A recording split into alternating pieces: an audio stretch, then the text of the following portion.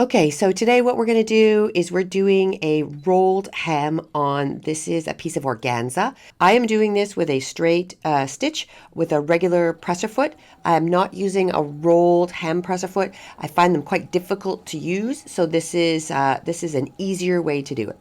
So the first thing we're going to do is we're going to run a row of stitching about 1/4 inch from the edge. And now we're going to fold it over right on the stitch line, and we're going to sew it down again.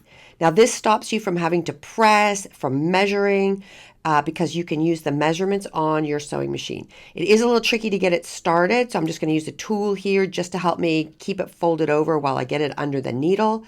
And then I am just going to fold it so that it folds right on the row of stitching.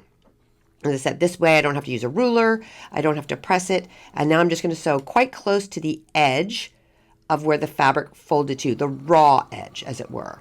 You're going to try and be really careful when you do this not to stretch the fabric. Don't pull on it too much. If it's chiffon, the top, if you pull on it too much, you can get a stretch or a roll, so just be a little bit careful. And I am using contrasting thread so you can see what I'm doing, but you would match this so you would see it much less.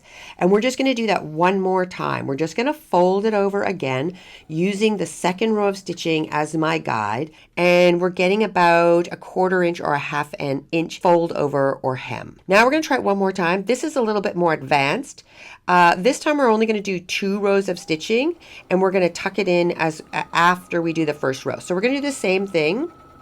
We're going to run a row of stitching, and again, you can do this wherever you want, depending on how wide you want your hem. This one we're doing a little bit wider just to show you. I'm doing about 1/2 inch hem here. So I'm just running a stitch 1/2 inch from the bottom, using my machine and its measurements to give me 1/2 inch. And now what we're going to do is we're going to fold this over twice. So we're going to fold it one time, but we're actually going to fold it just to the side of the stitching, so that when I fold it over the second time, the row of stitching is not on the crease, but it's just sitting on the upper top of the fold. Because the idea with this one is that I'm going to try and sew right on that first stitch line. So what this does is this allows us to have only one stitch line, where my other one had like 3. This one will have 1, because you're going to fold it over just shy of your first stitch line, and then you are going to attempt to sew right on the first stitch line. And so when you're doing this, you're having to tuck in the top and then fold over. So you're doing a double fold as you go. And that's what I was trying to suggest, is that this is a little bit trickier because you have to do 2 folds at once, but you get less stitching. So it might take a little bit more time, but then you don't have to run your stitches twice. And this does look a little bit neater than the first one, where we're doing 3 rows of stitching. So this is neater, but again, a little bit trickier.